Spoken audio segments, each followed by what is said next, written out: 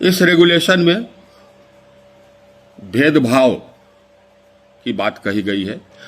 UGC द्वारा 13 जनवरी 2026 को जारी किए गए रेगुलेशंस पूरे देश के सभी शिक्षण संस्थाओं में अशांति पैदा कर रहे हैं और जातीय भावना, जातीय दुर्भावना को पैदा कर रहे हैं, वैमनस्य की स्थिति ला रहे हैं।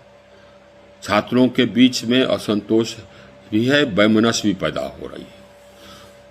और ये सब कारण, ये सब नासमझी से ये रेगुलेशन एक ऐसे मस्तिष्क की उपज है या ऐसे मस्तिष्कों की उपज है जिसको कि संविधान की जानकारी नहीं, ऐसे मस्तिष्कों की उपज है जो मूर्खतापूर्ण से भरा हुआ है, लेकिन जातीय विष से भी भरा हुआ है। अब मैं बताता हूं आपको।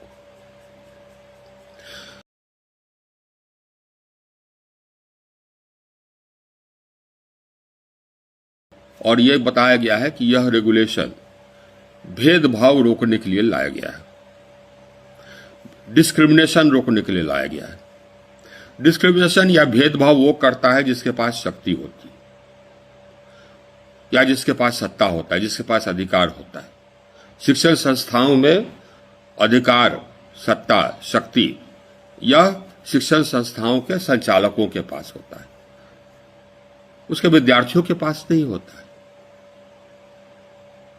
तो अगर भेदभाव पर नियंत्रण करना है तो यह रेगुलेशन वाइस चांसलर्स और प्रिंसिपल्स के लिए बनाई है, विद्यार्थियों के लिए नहीं, क्योंकि विद्यार्थी तो ये भेदभाव कर ही नहीं सकते ना, उनके पास कोई शक्ति ही नहीं। ये समझ नहीं है, जिन्होंने भी इस रेगुलेशन को ड्राफ्ट किया उसको ये बात समझ में नहीं आई कि डिस्क्रिमिनेशन का अर्थ क्या होता है, भेदभाव का अर्थ क्या होता है। भेदभाव कौन कर सकता है? भेदभाव वही कर सकता है जिसके पास शक्ति है, जिसके पास सत्ता है, जिसके पास अधिकार है, और यह विद्यार्थियों के पास नहीं होता है। तो विद्यार्थियों के बीच में क्यों जहल घोल रहे हैं आप? जिन्होंने भी ये ड्राफ्ट किया उसको संविधान की जानकारी नहीं है। संविधान के आर्टिकल 15 में स्पष्ट है कि धर्म, जाति इत्यादि, प्लेस ऑफ बर्थ, इस सब के आधार पर कोई भी भेदभाव गैर कानूनी है, अनकॉन्स्टिट्यूशनल है। इसमें किसी भी जाति के किसी भी व्यक्ति के साथ भेदभाव, जात के आधार पर भेदभाव अनकॉन्स्टिट्यूशनल है। ऐसा नहीं कि किसी पर्टिकुलर जातियां के खिलाफ भेदभाव ही कॉन्स्टिट्यूशनल है, या सिर्फ SC ST के खिलाफ भेदभाव जाति के आधार पर, या OBC के खिलाफ जाति के आधार पर, या किसी ब्राह्मण के खिलाफ या किसी अन्य जाति के आधार पर ये भेदभाव जाति के आधार पर यह अनकॉन्स्टिट्यूशनल नहीं। किसी भी जाति के किसी भी व्यक्ति को के ऊपर, किसी भी जाति के किसी भी व्यक्ति को या के विरुद्ध आप जाति के आधार पर भेदभाव नहीं कर सकते। और इसको इन्होंने बदलने का कोशिश किया है। संविधान में जो प्रावधान है कि जातिगत आधार पर भेदभाव नहीं होगा, यह सभी जातियों पर, सभी व्यक्तियों पर लागू। इन्होंने कहा कि नहीं, साहब से अपने डेफिनेशन में इन्होंने कहा है कि नहीं, जातिगत आधार पर भेदभाव सिर्फ SC ST और OBC पर लागू होगा। तो अनकॉन्स्टिट्यूशनल है, इनकी बात भी समझ में नहीं आई। और UGC है भाई, पढ़ाई लिखाई का सर्वोच्च संस्था, और कॉन्स्टिट्यूशन नहीं पढ़ते, और कॉन्स्टिट्यूशन नहीं पढ़ते, इसके कारण विष पैदा करते हैं, या विष पैदा करने का इनका मकसद ही है। दो भाग है, एक, और जैसे कि हमने पहले कहा, दो भाग है। एक है भेदभाव जाति आधारित, यह तो प्रशासन ही कर सकता है। दूसरा है कैंपस में सौहार्दपूर्ण वातावरण। तो कैंपस में सौहार्दपूर्ण वातावरण के लिए आप अगर जातिगत भावना से प्रेरित होकर के काम करिएगा तो सौहार्दपूर्ण वातावरण कहां से आएगा? तो आप तो सौहार्दपूर्ण भावना को, छात्रों के बीच में सौहार्दपूर्ण भावना को आप नष्ट कर रहे हैं।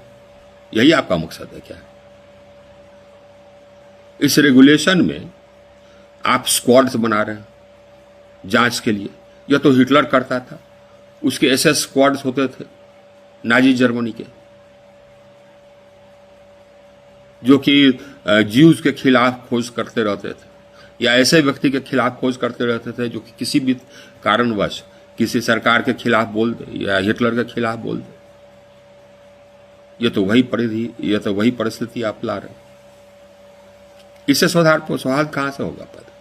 छात्रों के बीच में ये समझ में बात नहीं आती है कि छात्रों के बीच में सौहार्द पैदा करने की आवश्यकता है। और यूनिवर्सिटी शासन में जो है, कॉलेज के शासन में जो है, उनमें यह भावना पैदा करनी है कि संविधान के अनुसार, कानून के अनुसार सभी को अधिकार मिले। जो कानून में प्रावधान है, आरक्षण का प्रावधान उसमें निहित है, कानून में है, ये लागू हो।